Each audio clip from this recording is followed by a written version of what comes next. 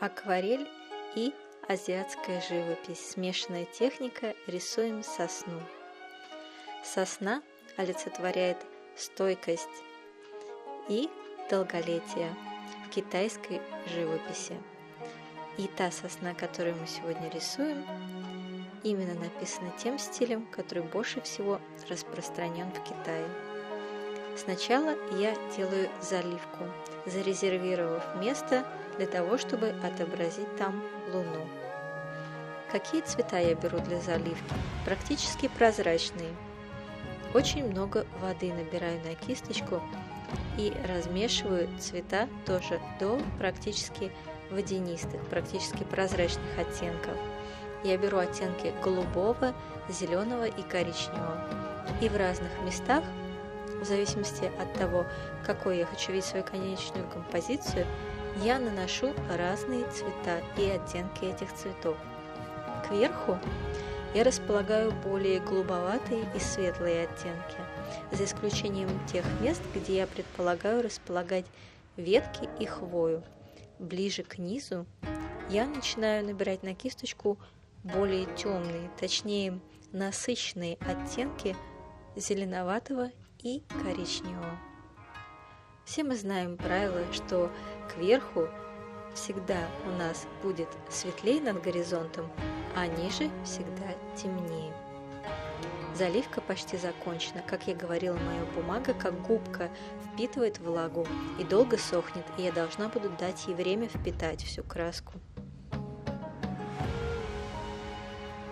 Когда вся краска впиталась, я начинаю намечать те места, где я буду располагать хвою сосны.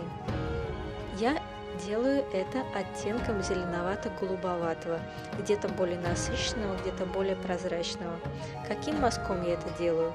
Просто оставляя отпечатки кисти. Кисть я использую большую, объемную, потому что формат бумаги у меня большой, и чтобы сэкономить время и упростить задачу, я взяла большую кисть. Место для луны, которое я зарезервировала прежде, я решила не использовать и изменить композицию и не выносить туда луну, а посвятить все именно самой сосне.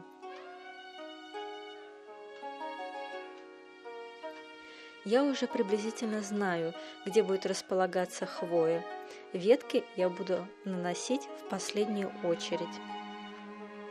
Некоторые места я делаю более темными и голубоватыми, зеленоватыми, а другие более светлыми, как я уже говорила прежде, чтобы была динамика.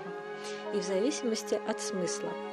Кверху у меня более светлые будут места, потому что там свет будет более пронизывать хвою, а к низу я буду все более утемнять.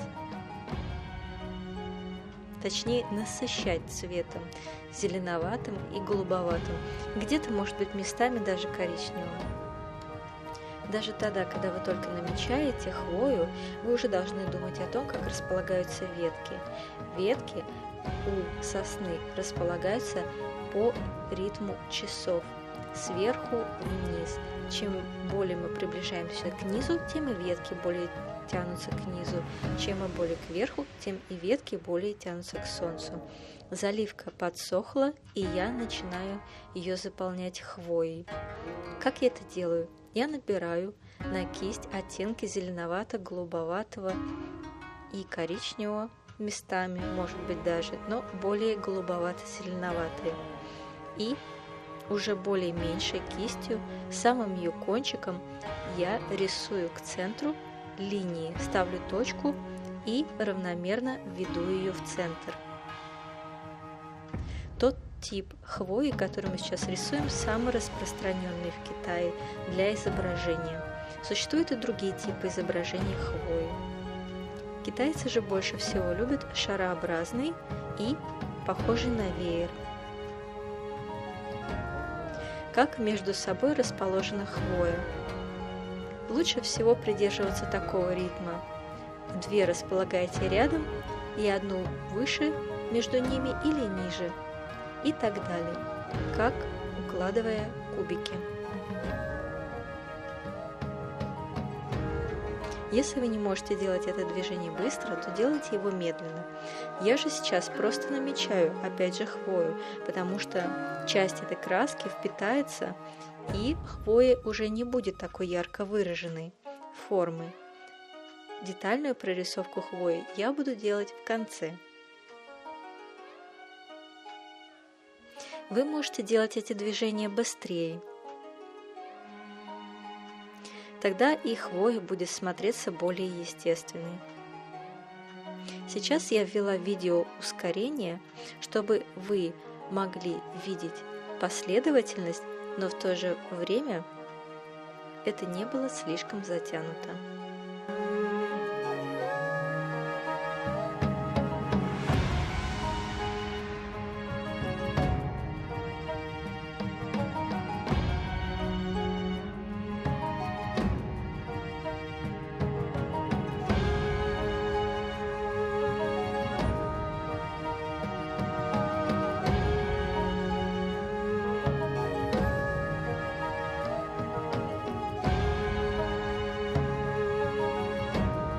В процессе изображения не забывайте, что некоторые места лучше сделать более водянистыми, а некоторые более очерченными.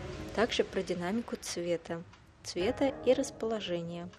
Вы можете рисовать хвою как от центра, намечая сначала центр, а потом введя иголочки уже в стороны, как от центра в стороны, так и от сторон в центр, в любом удобном вам направлении. Прорисовка многочисленных однотипных деталей очень способствует, так сказать, медитации, когда вы можете полностью сконцентрироваться на том, что вы делаете. Вообще азиатская живопись – это всегда медитация. В этот момент вы должны полностью отождествлять себя с объектом, который вы изображаете, и также быть в уравновешенном, спокойном состоянии. Сосна очень способствует этому.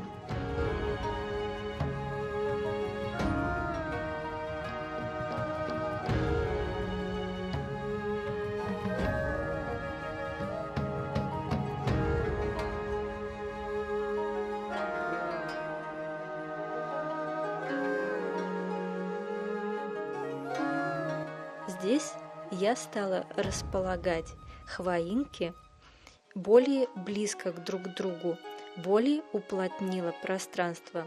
Почему? Потому что верхние ветки, как я уже сказала, ближе к свету, и свет сквозь них проходит достаточно сильно. Поэтому они как бы в воздушной перспективе, и многие из них в ней даже рассеиваются и пропадают.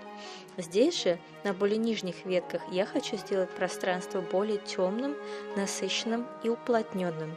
Поэтому и хвоинки я располагаю ближе друг к другу. Сосна – это также статичность, устойчивость, постоянство, уравновешенность, долголетие. Не забывайте об этом, когда изображаете этот объект. Какие-то места я делаю более водянистыми, где-то хвоинки абсолютно расплывутся и потеряют свои очертания, а какие-то более ярко выраженными. Также динамика цвета, не забываем.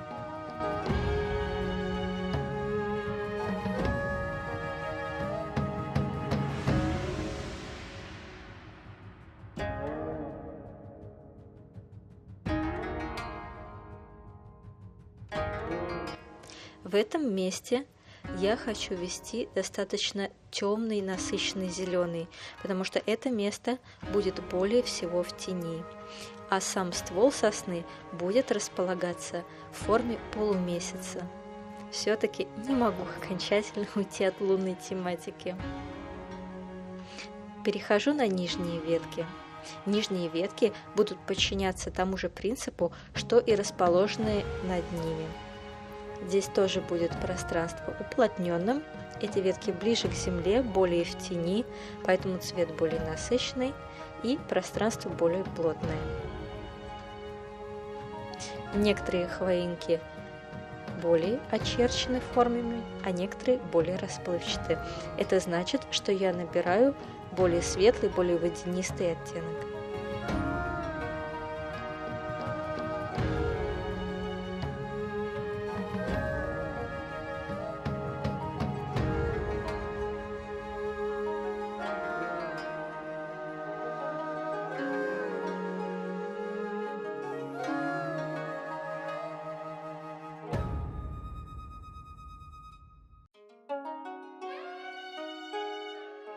С хвоинками закончено, и я перехожу к стволу.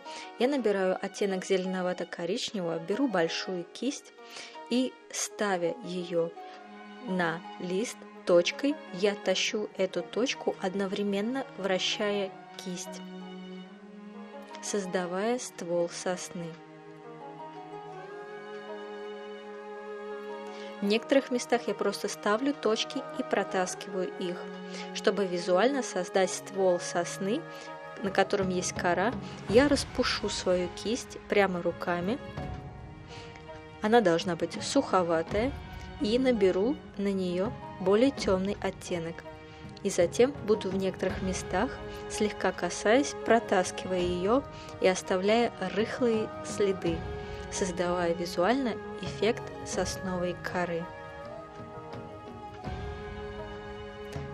Если вы когда-нибудь видели настоящую сосну, а я думаю, что вы ее видели, то вы помните, какой у нее ствол.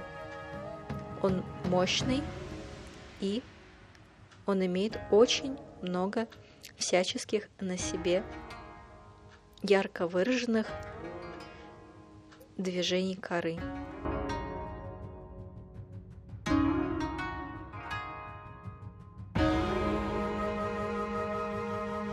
Перехожу к изображению ветвей. Ветви рисую по тому же принципу, что и ствол. Я беру коричневый оттенок, может быть с присутствием голубого, черного или зеленого, ставлю точку и тащу ее, прокручивая кисть в нужном мне направлении. Как я уже говорила, верхние ветки, они смотрят строго вверх к солнцу. Далее от верха к низу ветви будут все более наклоняться. Где-то ветви будут совершенно абсолютно перпендикулярны, не перпендикулярны, а параллельны горизонту. Далее ветви начнут все более и более склоняться вниз, пока совсем не склонится к земле. Сосна, она как будто бы держит какой-то груз на себе, и все ее ветви, они изображены по принципу поддержки. Ветвь как бы поддерживает хвою на ней и имеет множество маленьких веточек ответвлений, все, которые я прорисовывать не буду.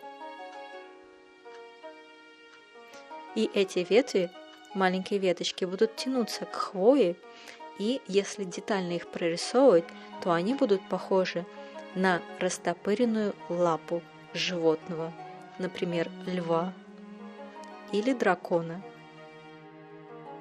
Сейчас я введу более активный темный цвет ветви тем же самым движением, что я рисовала сами ветви, а где-то просто отпечатком кисти кончиком или прижимая кисть наполовину или плашмя, в зависимости от того, какого объема я хочу получить отпечаток или мазок или линию. Я не буду это делать со всеми ветвями, а только избирательно и более в тех участках, где более присутствует тень. Соответственно, это будет более к середине сосны и к нижним ветвям. Где-то я буду использовать и синий-черный цвет, а где-то прямо черный цвет. Как я говорила, моя бумага очень долго держит влагу, поэтому практически каждый мазок, который я наношу, он будет расплываться и органично совмещаться со всей прежде нанесенной краской. Все те же движения.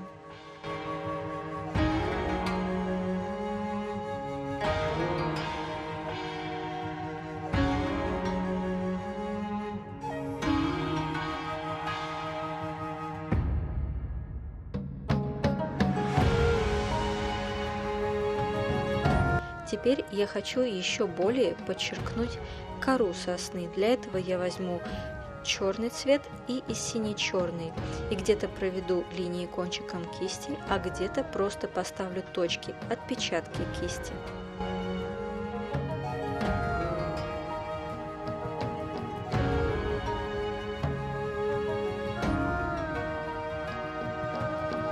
Перехожу на тонкие ветви. Каким движением я это делаю? Движением, которым мы прежде рисовали с вами стволы, а точнее стебли у цветов. Я ставлю кисточку кончиком наполовину или целиком, плашмя прижимая даже пяточку. В зависимости от того, какой толщины мне нужна ветка, иногда работает только кончиком. И, поставив точку, я эту точку динамично начинаю проталкивать вверх. Точнее не вверх, а вперед или вниз, в зависимости от того, куда уклоняется ветвь. Я толкаю вверх и немного назад, вверх и немного назад, или вниз и немного назад. Как я уже говорила, ветви у сосны похожи на раскрытую лапу животного, и они стремятся поддержать хвою и обхватить ее. Старайтесь сделать более обхватывающие движения, прорисовывая ветки сосны по отношению к хвое.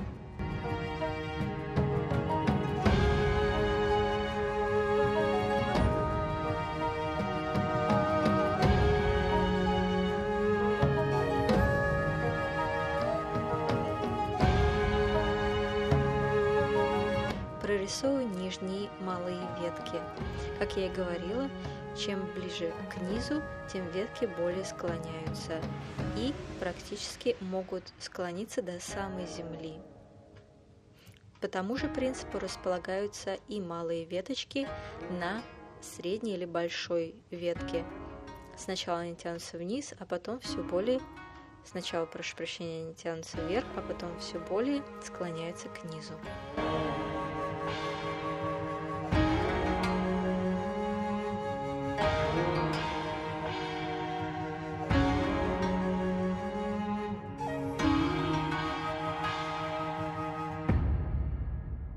И в конце своей композиции в некоторых местах я хочу ярко и четко выразить хвою и ее иголки.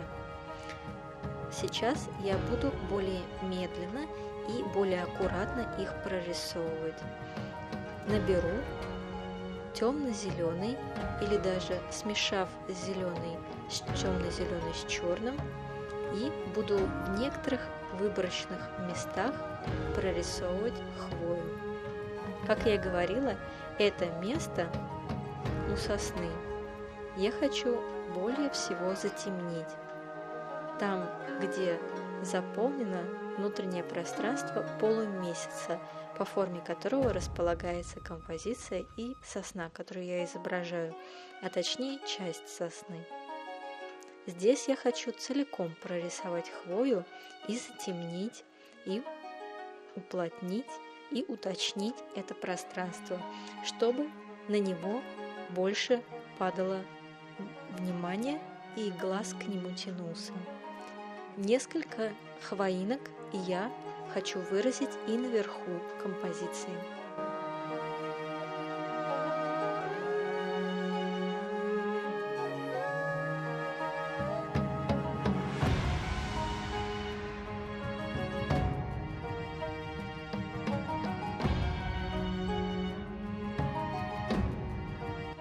Каким движением я это делаю?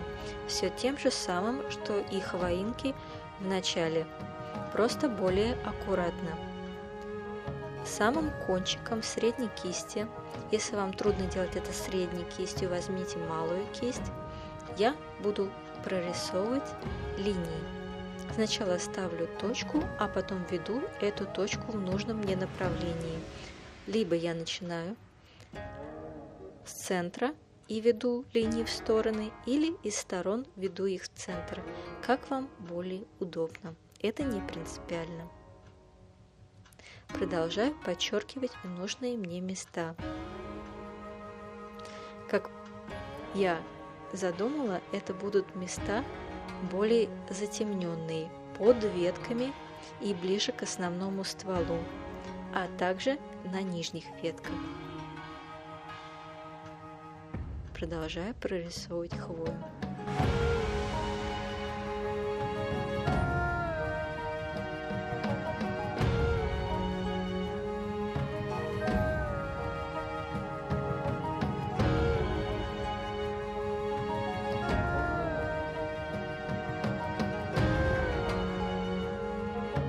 Говоря также о символике сосны, для меня сосна олицетворяет также и вечность, потому что она одна из растений, которая круглый год зеленая.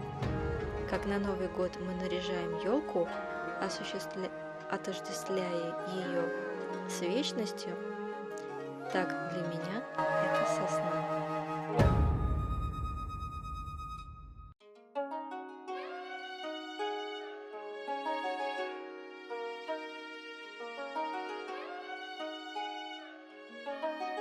Прорисовка хвои сосны – очень хороший способ для того, чтобы отработать линии, чтобы они были одинаковой ширины и приблизительно одинаковой длины. Развивает глазомер. И вашу руку тоже разрабатывает.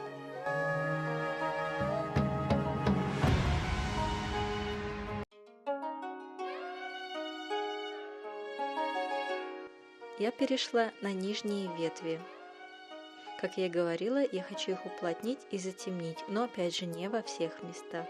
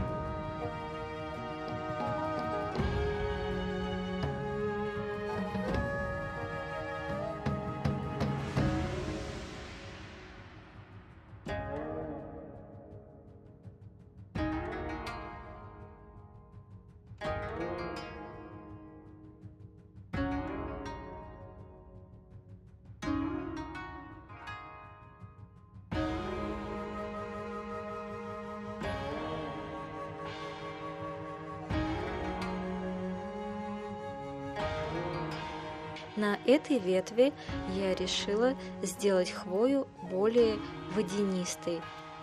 Что я подразумеваю под этим? Я набрала достаточно много влаги на кисть, и поэтому они не будут четко очерчены, а расплывутся в общем количестве и не будут ярко выраженными, но затемнят и уплотнят пространство. Итак, я наношу последние штрихи, последние хвоинки, и композиция готова.